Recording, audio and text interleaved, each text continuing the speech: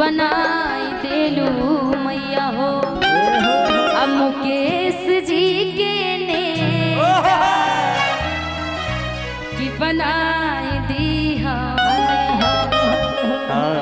कि सैया के दे देलू नौकरी हमरा के दे देलू बेटा।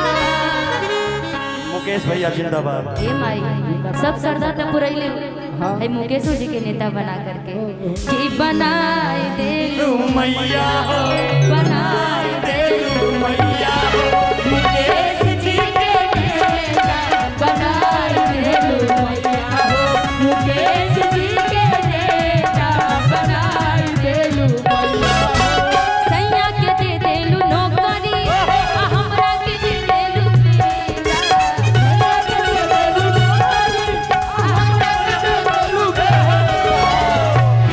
ऐसे नहीं, ऐसे नेता कैसे? थोड़ा कमर लचकाना पड़ेगा और लोग के सामने नाचना पड़ेगा, क्योंकि आपके दिल में कुछ नहीं है इसलिए आप लोगों के बीच में नाच रहे हैं। थोड़ा सा नाचना पड़ेगा आपको। लड़की लोग को बुला ले तब नाचेगा क्या? ऐसे ही दूर लड़की 2 गज दूरी लड़की नहीं है जरूरी। शादी हो गई आपकी? इसीलिए आप समझ हे हरिराम कृष्ण जगन्नाथम प्रेमानंद ये क्या हुआ? हम संतोष पागल हैं, इसीलिए तो बात अब समझ में आया कि बनाई देलू मैया मुकेश जी के नेता बनाई देलू मैया मुकेश जी के नेता। थोड़ा नचवाइए तब, ऐसे नहीं मजा आएगा हमको। देखिए भजन पे नाच रहे हैं आप कहिएगा तो अनंत पूजा मेला समिति गाना भी भजन है और आपको नेता बनना है तो जनता के दिल में बसना पड़ेगा ना जी। ए राजा सोनावा के सिकरिया दिल्ली शहर से लइहा सोनावा के सिकरिया दिल्ली शहर से लइहा हो मधेपुरा पटन से लइहा हो दिल्ली शहर से लइहा हो मधेपुरा पटन से लइहा हो कि तोह से कहेली तोहर में हरिया बतिया चल तू भुलैया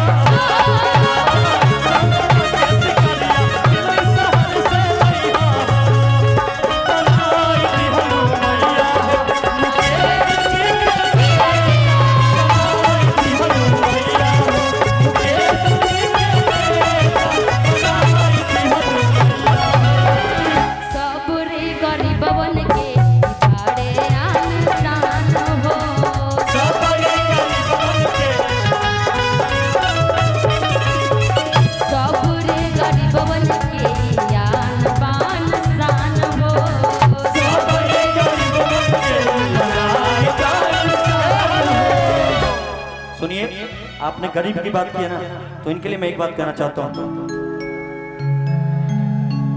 गरीबों के लिए, गरीबों के मसीहा माने जाते हैं ये हमारे मुकेश यादव भैया।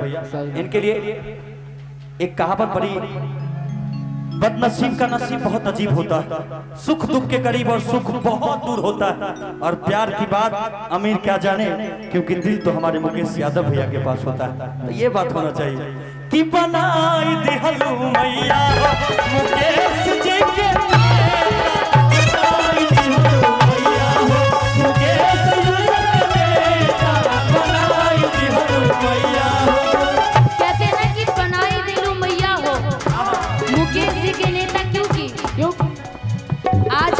आज जो ये मेहनत मुकेश जी कर रहे हैं जनता के प्रति, और जनता जो इनके प्रति प्यार दिखाए। सुन रहे थे कि बहुत पहले थोड़ा ठीक ठाक शरीर था, ये मेला में इतना मेहनत की कि दुबले हो गए थोड़ा सा भैया। और मुकेश जी उन सब गरीबों के लिए जो मेहनत करते हैं। अच्छा भाभी किधर है, थोड़ा बताइए हमको जल्दी से। नहीं थोड़ा भाभी को दिखाइए, किधर है भाभी, जल्दी से।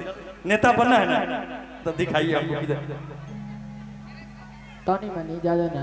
नहीं भैया प्लीज दिखाइए किधर है। मत नहीं आई है, पहले ही मना कर देगा। सुंदर सुंदर लड़की आ रही है शिवेश जी के टीम में, आज नहीं आना है कल आना।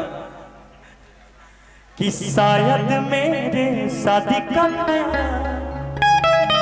मन में आया है, इसीलिए पत्नी ने मेरी रातों को जगा के बनाई दिहलू मैया, बनाई दिहलू मैया, मुकेश यादव के नेता बनाई दिहलू मैया, मुकेश जी के नेता बनाई देलू मैया हो, मुकेश यादव के नेता बनाई दिहलू मैया, मुकेश यादव के नेता बनाई दिहलू मैया।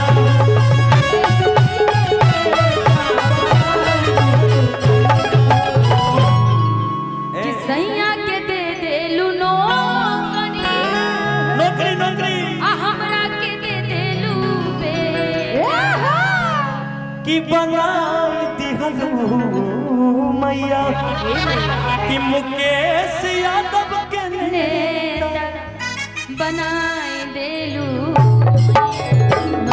हमको लग रहा है नेता नहीं, ये पुलिस वाले ज्यादा हैं, ये तब से इसे खड़े हैं, हैंडसम होके खड़े हैं, लगता है पुलिस में भर्ती होना चाहते हैं। डिसिप्लिन में